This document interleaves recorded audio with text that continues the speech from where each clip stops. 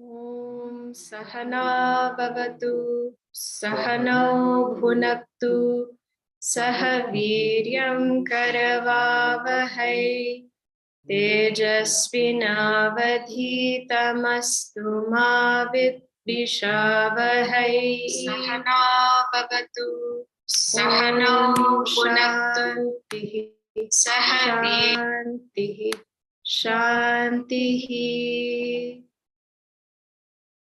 Samasta Jana Kalyane Niratam Karunamayam Namami Chinmayam Devam Satgurum Brahma Vidvaram.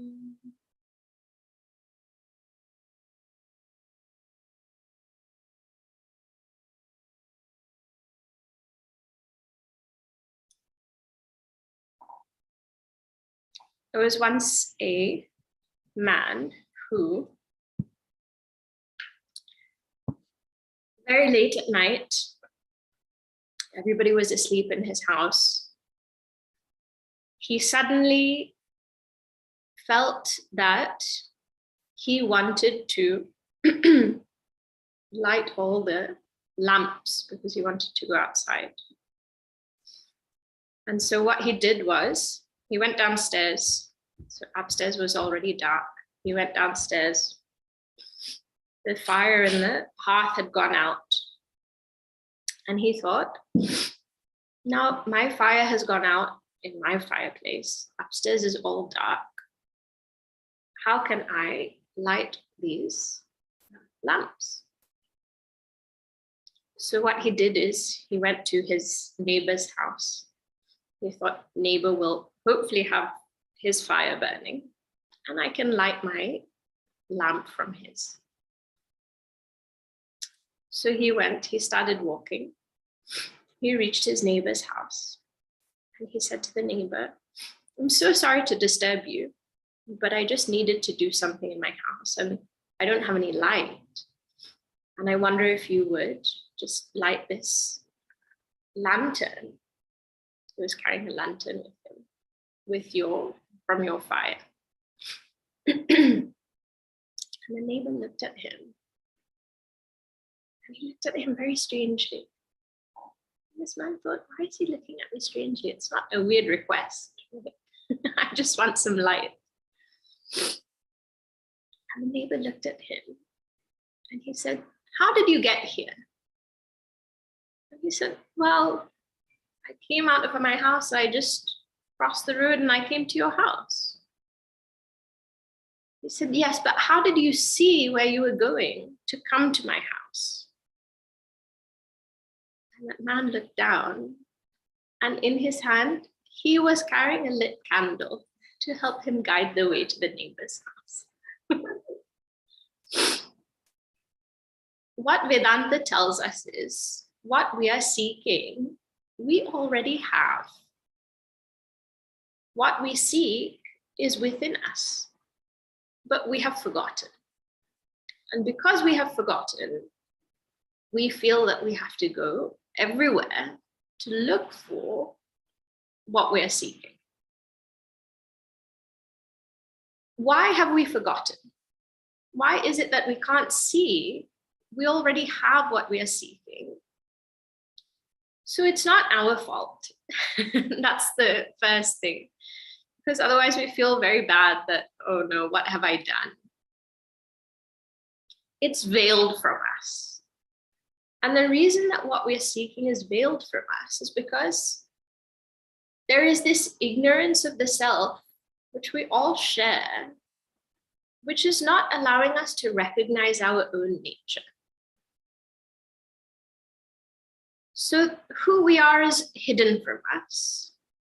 And because it's hidden, we see so many other things instead of what's really there.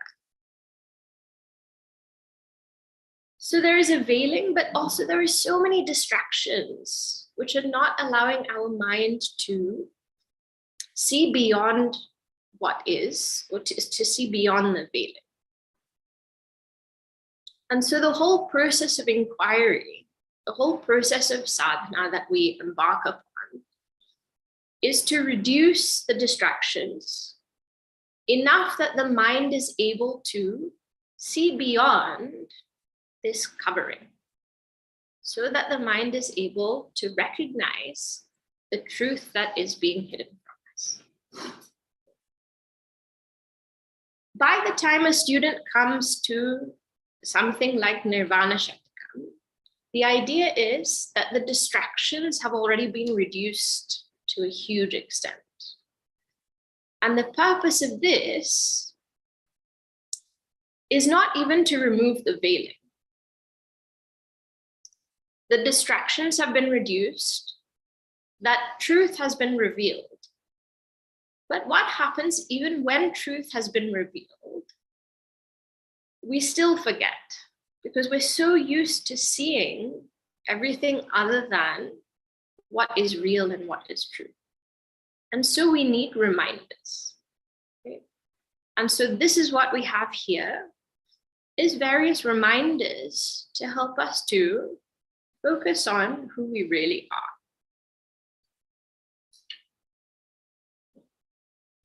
So we are reading now verse number 3 today.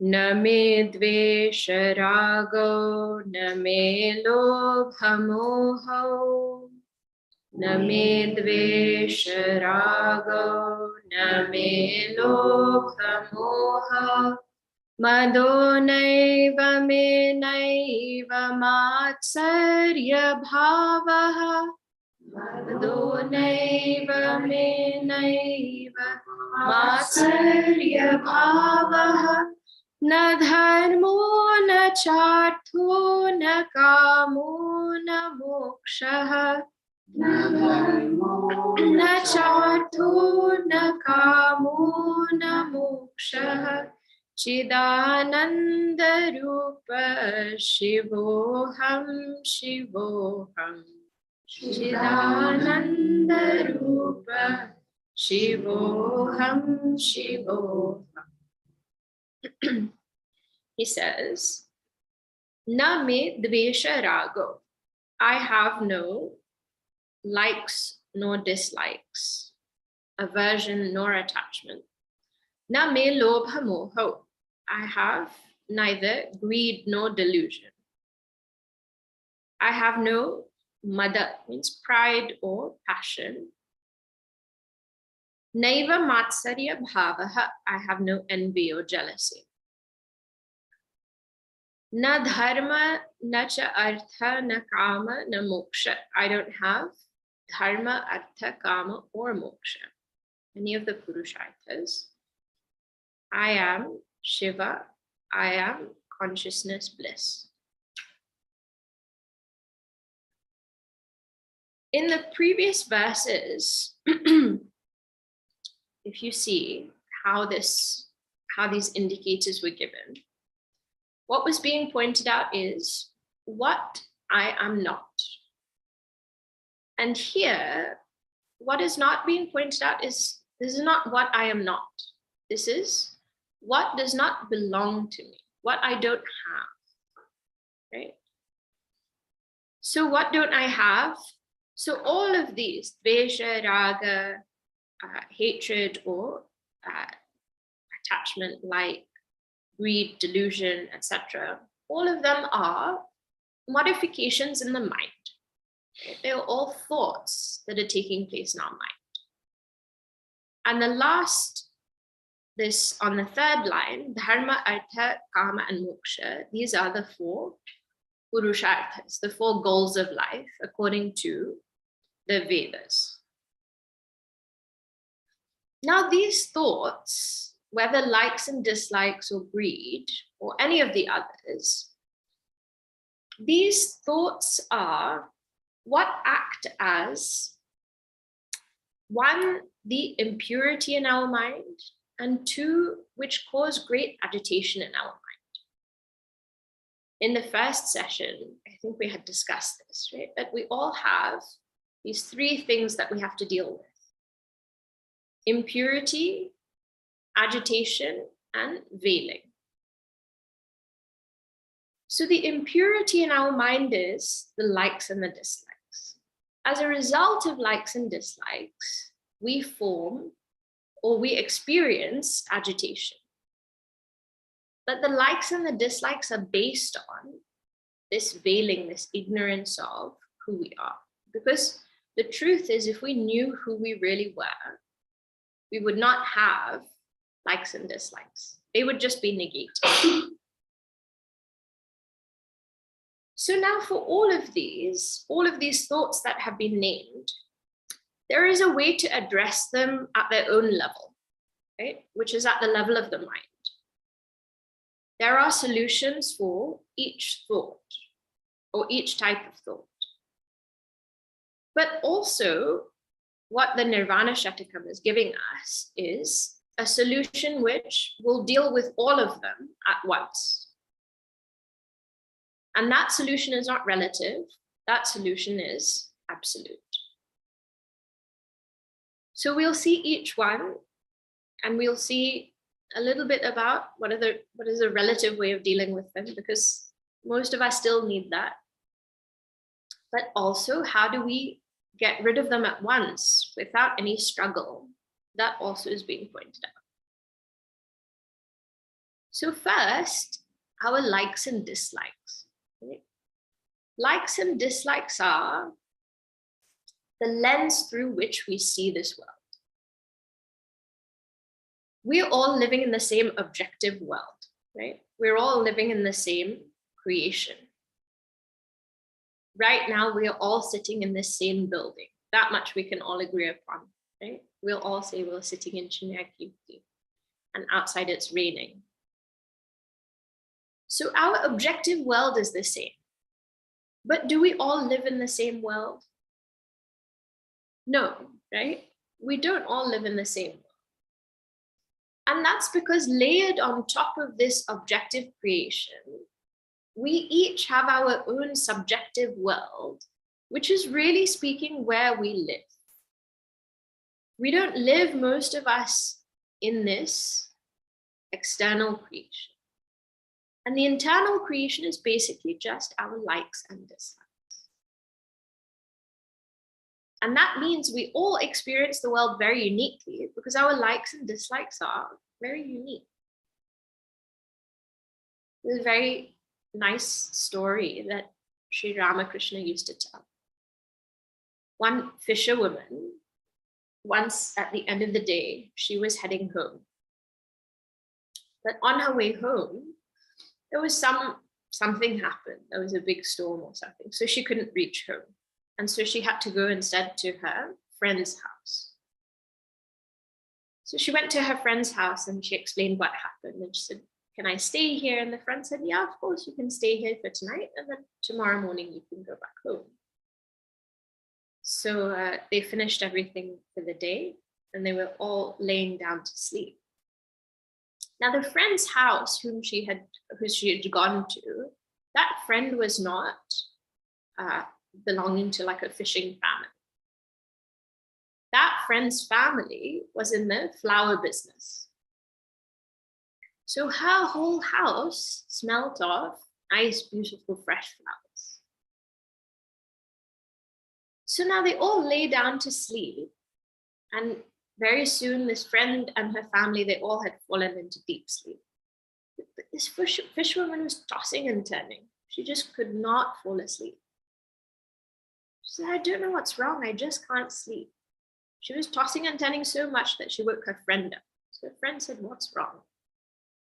She said, "No, I just can't sleep with this smell." So the friend said, "What should I do?" So she said, You remember I came with my basket in which she used to carry all her fish. Can you just bring it to me, please? So the friend brought the basket. She said, can I have some water? Gave her some water. She took that water, she sprinkled it on her basket, she kept it next to her nose, and she fell asleep. Because now she can smell her fish, and now she's happy. We're so used to what we're used to. Right? We're so used to our own preferences and our own likes and dislikes that we really have made our own world. Right? But the result of that is that there will, without exception, be agitation that we experience because of those likes and dislikes. Right? The fact that I state my preference for something, or that feel of preference for something, means that at one point or another, that preference is going to be challenged. It's not going to be met. And for most of us, we don't meet that disappointment with equanimity. We meet it with some sort of agitation. I like to sleep through the night, but as I get older, my body is not going to allow me to sleep through the night. I'll have to get up once, twice, at least, to go to the bathroom. So now what happens if I've not accepted that that's the nature of my body and that's going to happen? Agitation. And then I wake up and I complain and I make my whole family agitated. Before it was just me. Now everybody is sharing my agitation. I like for people to speak to me a certain way. And now suddenly people are speaking to me in lots of different ways. So now what will happen? Naturally, I'll get upset, I'll get agitated. Okay? So the result of likes and dislikes is, yes, when we get what we like, we experience great joy. But more often than not, we are experiencing agitation as a result of those thoughts of preference. And the really interesting thing is, if you ask, why do I like a particular thing? Or why do I not like a particular thing? There is no real explanation. There is no real objective reasoning as to why I have these likes and dislikes, right? And we have likes and dislikes for everything. And we are trained from such a young age. You know, what are the questions that children are trained to ask each other? What's your favorite color? It means I'm expected to have a favorite color. What's your favorite animal? What's your favorite this? What's your favorite that? So we're trained in this way, right? And if you ask why your favorite animal is a giraffe? I like the way it looks. Why do you like the way it looks? I don't know, I just like the way it looks. Why is your favorite color purple? Again, I just like it. Why do you like it? I don't know, I just like it.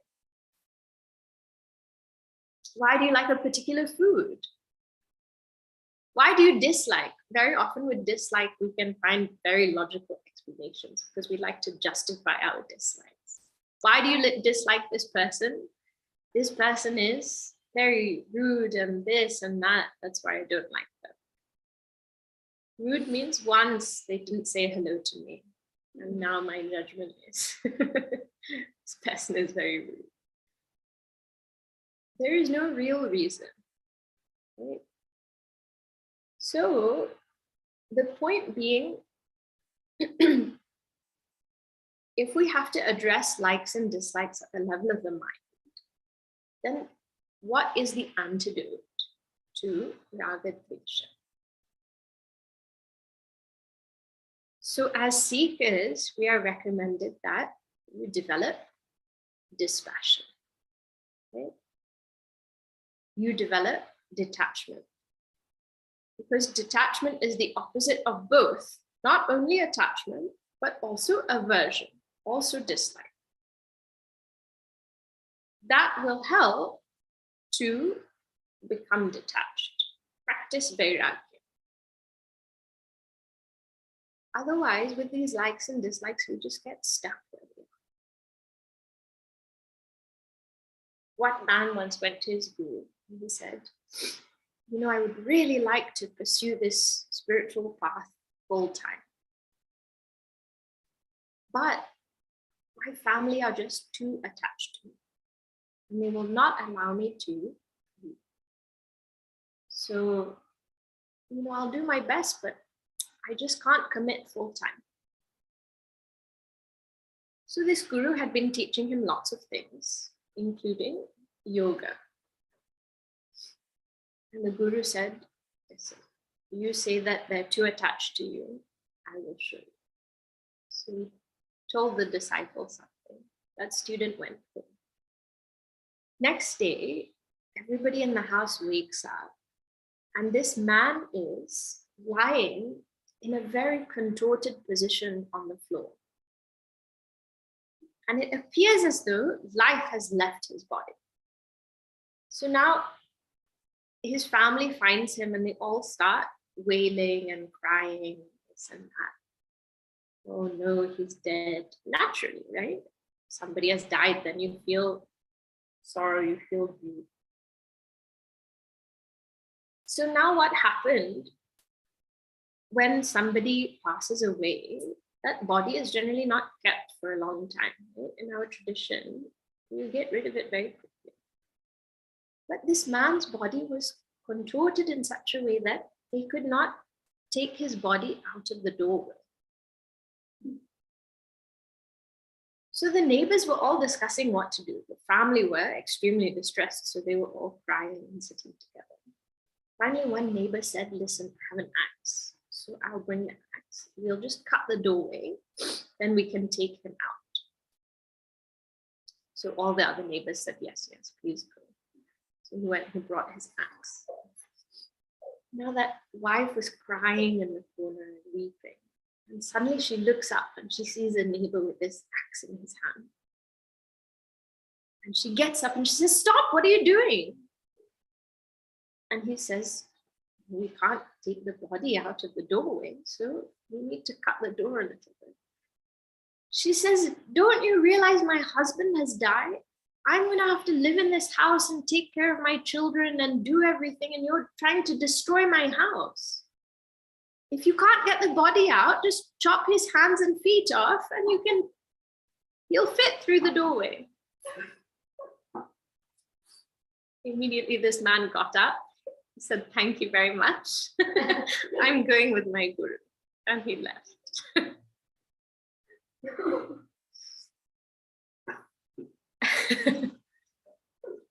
We think we're stuck because of our attachments, right? What attachments? Everything is relative. We have value only so long as we're able to provide some utility to others around us. So an attachment mainly is for the body. So the antidote to likes and dislikes is dispassion. In other words, see clearly, right? We have a very rose-tinted vision. Vairagya just means see clearly. You think that you are very attached to this world, and you think that everyone is very attached to you. But really speaking, how quickly that attachment can be let go. So raga dvesha. Then lobha, greed. Now likes and dislikes will give rise to desire, right? I like something, I will develop a desire for that experience or object or whatever it is.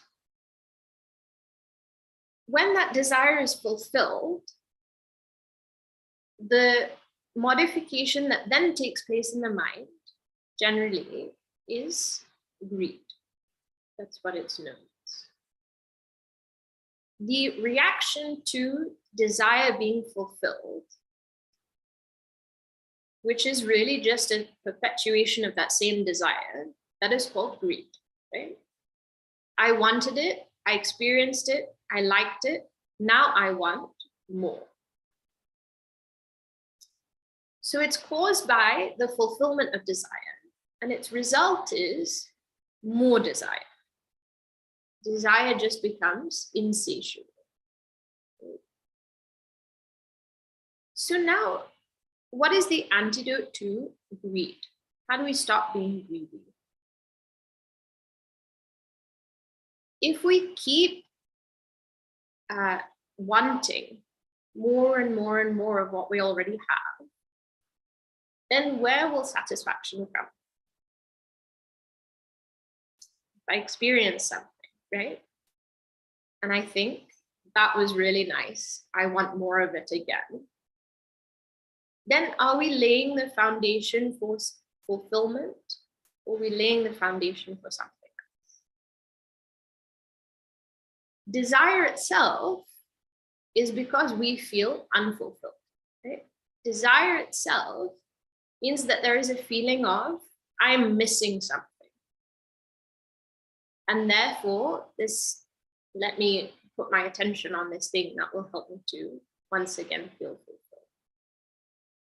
So greed is just an extension of that. Greed means we feel like we just don't have enough. So to combat that, what is recommended is be generous, give. Because otherwise, we will constantly feel that we don't have it.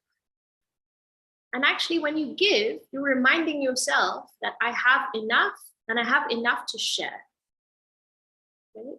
Otherwise, we just keep repeating that thought. No, I want more, I want more, I want more. So when we give, then we remember that, no, I can't. Okay? I can part with what I think of as mine.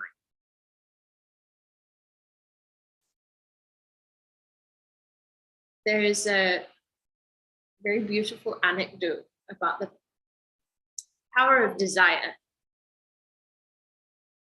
which I don't think we heard last time.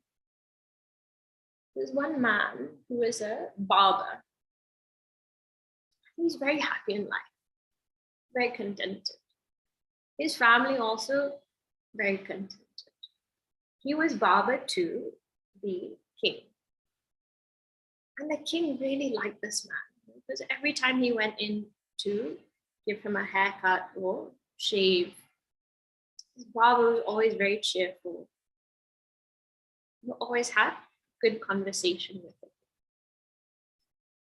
One day, this barber was walking home, and on his way home, he passed this huge tree. And under this tree, there were 7 jars. And so he said, he thought to himself, that wasn't there on my way out this morning. I wonder what, someone has left it there. So he went over and he started looking. So he opened one jar, and so it's full of gold coins. He was amazed. And now naturally, he thinks 6 other jars. One's full of gold coins, so he starts looking one by one by one. Every jar he opens is full of gold coins. So 6 full jars of gold coins. He opens the 7th one, and it's also got gold coins in, but it's only half full. So now he's standing and looking, and he's thinking, nobody would have left this here, right? If this is here, maybe it's for me. Because if this was someone's, they wouldn't have just kept it on the side of the road. And so he thinks, let me take it home. And if someone comes and says, listen, those are my jars, then I will very happily give them back. But let me just take them home for now. Somehow manages to pick them up, and he takes them home. And he's very excited. So he tells his wife, you know what happened? The strangest thing, guess what I found? She's also very excited. They've never been particularly wealthy. They've been getting by, but they've never had enough to really enjoy a life of comfort and luxury. So she's very happy as well. So now they have to find a place to put these 7 jars. So they make space in a cupboard and we keep them there. And they think, you know, what we'll do is we won't spend everything. What we'll do first is let's just fill up the 7th jar.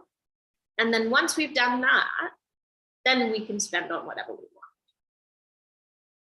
They both agree. It's a very good idea. We think, now how will we fill it up? So they both make a plan. She says, I'll start making some things at home and selling them. You can start, you know, asking the king if he has any more work. We'll cut back on expenses. And within a few weeks, you know, we'll be able to fill the 7th jar. And so they think, yes, great plan, we'll do that. So the next morning, the barber goes back to the palace and he goes to the king. He's a bit scared of telling the king what's happened. So he just says, you know, is there any extra work that you can give me, anything that I can do? The king says, no, you know, you just keep doing what you're doing. You're doing a really good job. And so he keeps doing his work. His wife starts trying to make more money herself. And as the days go by, his barber just looks more and more stressed. Because however many coins they get and they put in that 7th jar, it's just not filling up. It's just remaining at the halfway mark. And so they're becoming really worried. That why is the 7th jar just not filling up? And one day he gets to a point where he reaches the palace and the king looks at him and he says, what's wrong?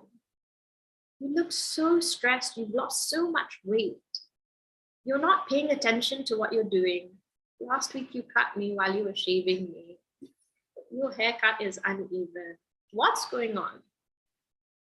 And this barber is so stressed, he really just wants someone to talk to.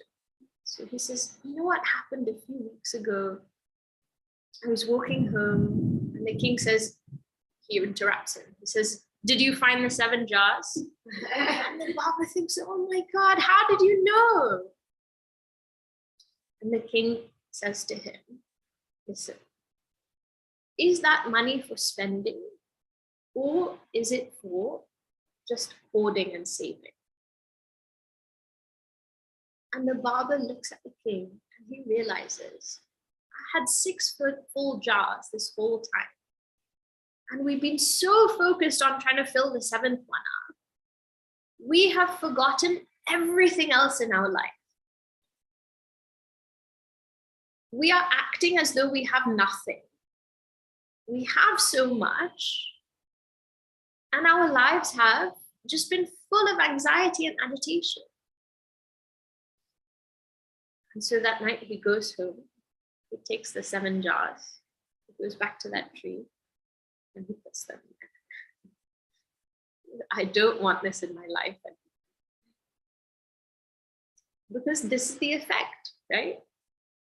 The more we think I want more and more and more, the more we forget about what we already have.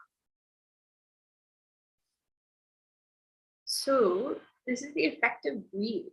It's like a never-ending story of greed. It never gets full. Lobha, then moha, delusion. Delusion about who we are, what we should do, what's real, what's not real, what's important in life. All of these things we get confused about. And again, this is just a thought. So what is the solution for that? To seek satsang, to think. The only thing that's not happening is clear thinking. Sometimes we just need a bit of help as to how to think. And mother and matsarya means pride and jealousy. None of these things, we can say they'll bring agitation, But think of it this way. In my life at any time, has pride ever brought me peace of mind? Has jealousy or envy ever brought me peace of mind? Has greed ever brought me peace of mind? And when we start looking at when we've experienced those things, we'll recognize that it's just not worth it. It's just not worth entertaining those thoughts for longer than they appear, because all we bring to ourselves is agitation and disturbance and such. Now, the basis of what is being said here, right? What's being said? I don't have likes and dislikes. I don't have greed and delusion, pride and envy. How can we say that none of these belong to me? Where do all of these belong? Likes and dislikes, greed, delusion, pride, jealousy. Where do they all sit? In our mind, right? And what was the first thing that was said in Nirvana Shatakam? Mano buddhya hankara chittani naha. I am not the mind, the intellect, the ego, or memory. So on the basis of the knowledge that I am not the mind, whatever appears in the mind cannot be me, but also it cannot be mine. It's not me and it doesn't belong to me also. Right? Who is this me who is not the mind and with whom or for whom there is no likes and dislikes? That me is that which is of the nature of Shiva, which is consciousness, which is bliss. Can consciousness have likes and dislikes? So when you say it that way, then it's very obvious. But when we say, do I have likes and dislikes? Yeah, I definitely have likes and dislikes. Why? Because I think of myself as a mind. Right? So the basis of the negation here is that I am not a mind, and therefore whatever exists or arises in that mind has nothing to do with me.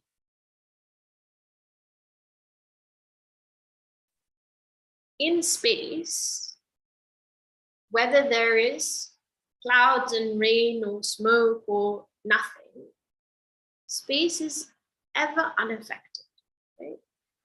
Because we're right now on the ground and we look up in the sky and we see clouds and rain, we think, oh my God, what a great day.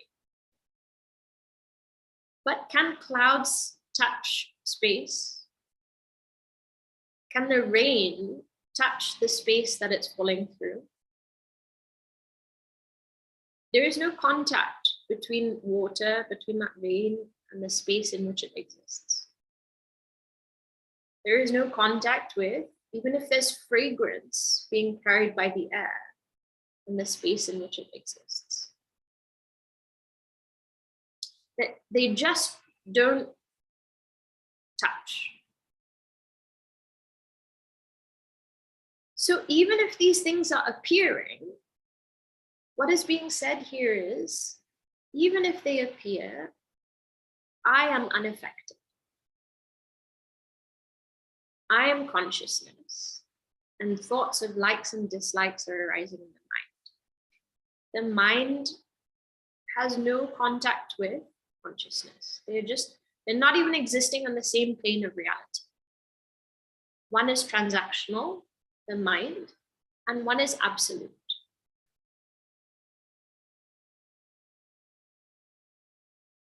Can parents get their son or daughter married to someone whom they dream about? Sometimes if children don't get married for a long time, parents just start dreaming.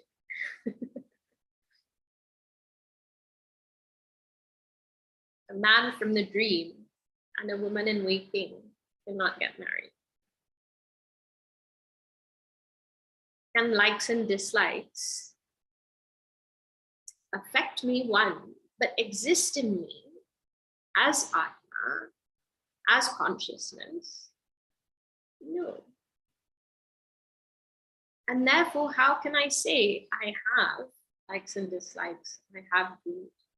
The whole point is the identity has shifted to consciousness, and therefore there is no reason to say this is me or this is mine.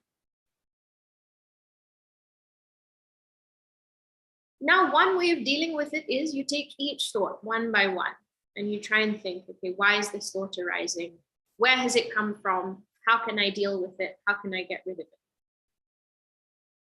And if the thoughts are overwhelmingly negative, then that at some point we will have to examine them and try and figure out what we can do to change them. And if the thoughts are overwhelmingly negative, there is no room in that mind even to say that I am not this mind. Because those thoughts will be so intense, they will not give any room. There will not be any distance.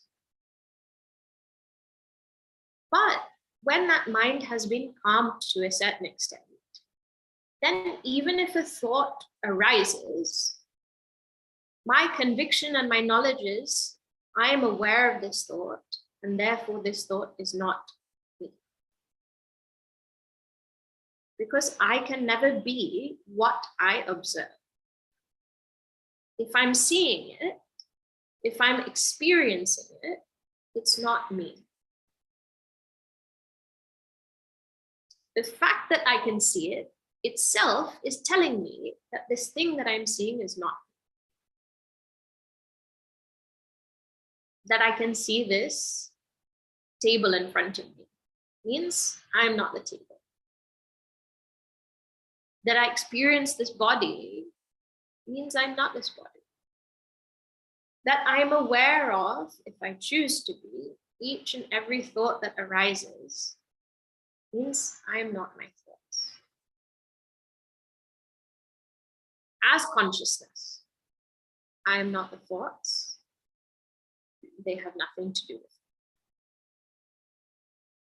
it. Right? This is the basis of saying I have no likes and dislikes.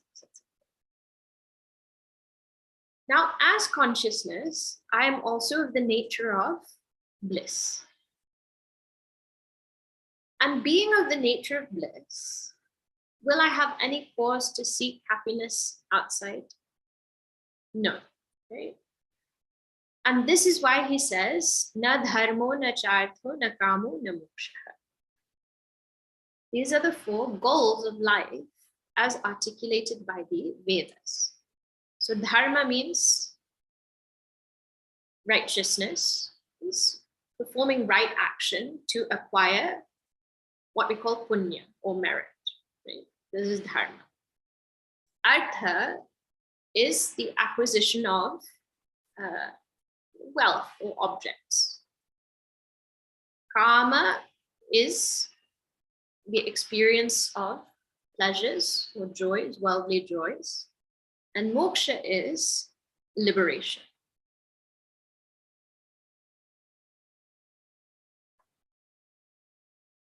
These four are all just different ways of conceiving our desire for happiness.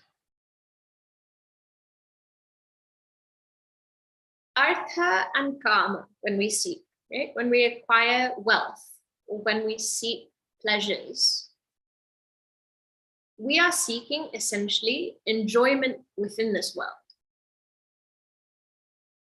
When we seek wealth, are we seeking this wealth here or elsewhere? Here, right?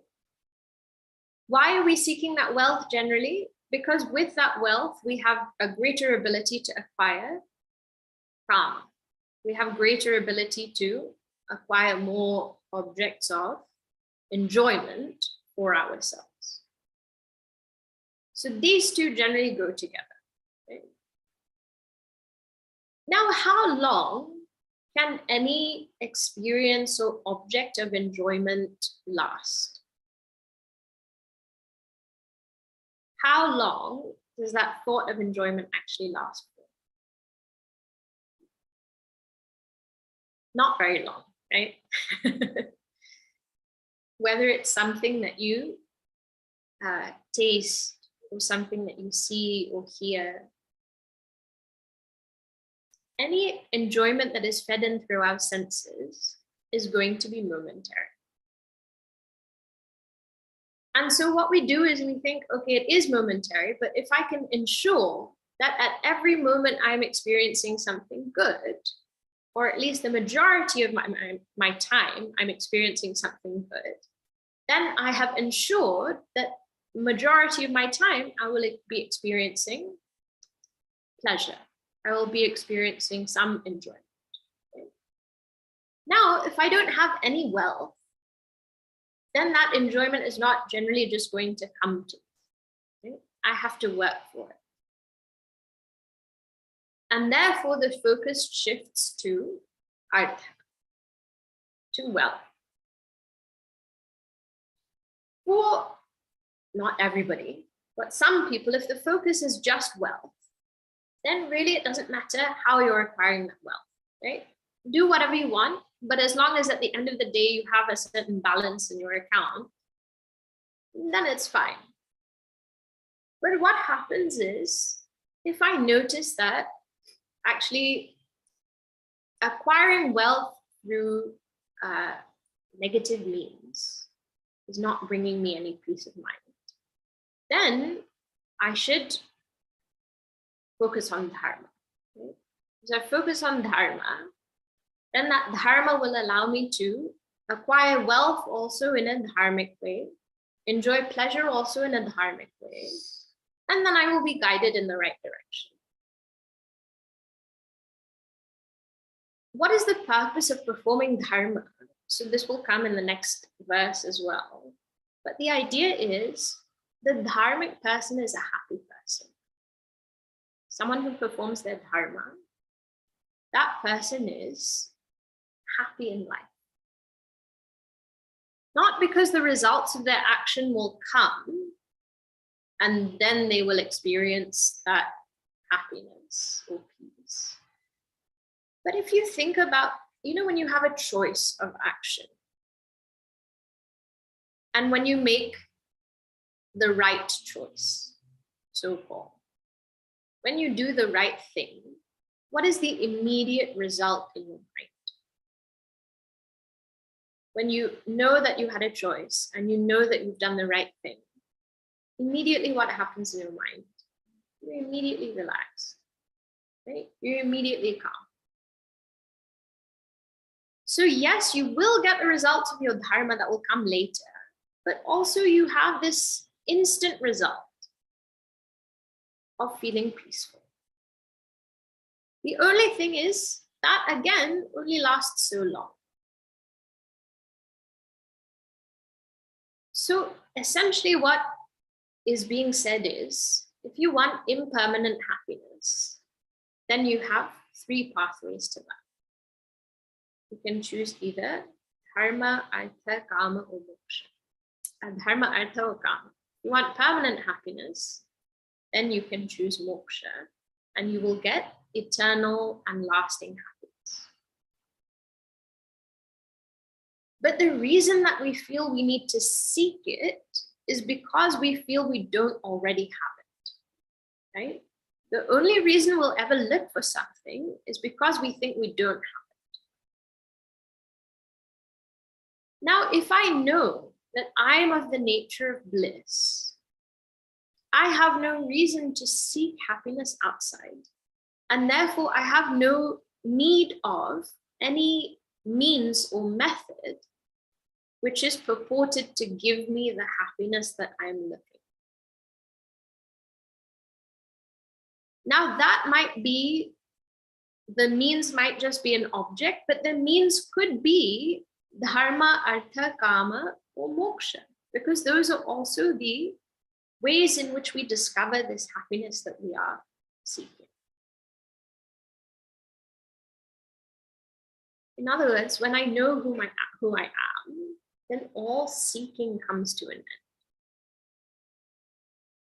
Right? Then there is no longer any need to look for what I already possess. So therefore, the four purusharthas also become irrelevant. Now, this also sounds very nice because we say, okay, I'm of the nature of consciousness bliss, and therefore I have no need for artha and kama, that's fine. But also, sometimes we really like that it says we have no need for dharma. Very good. That means I can do whatever I want, right? The reason that's said is, if somebody has truly understood that I am consciousness, I am bliss, that person will have no reason and no impulse to do anything. So really for that person, there is no need of dharma as a means to achieve anything. If we still have desires arising in our mind, and we still have likes and dislikes, for us, dharma is very much relevant, and dharma is very much required. But the person who says, I have no likes and dislikes, can also say, I have no need of dharma, artha, kama, also moksha. Okay?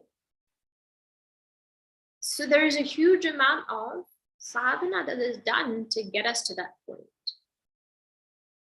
of diluting the ego and reducing the likes and dislikes to such an extent that I can let go of my notion that I am this body. And I can let go of the notion that I am this mind.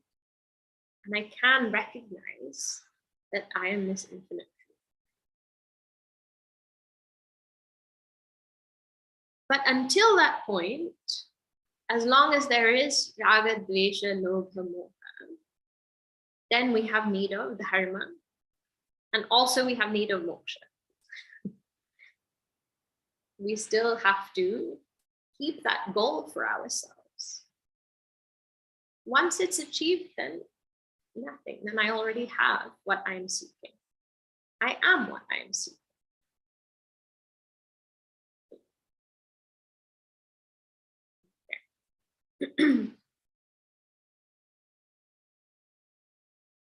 So that's what we'll see next time.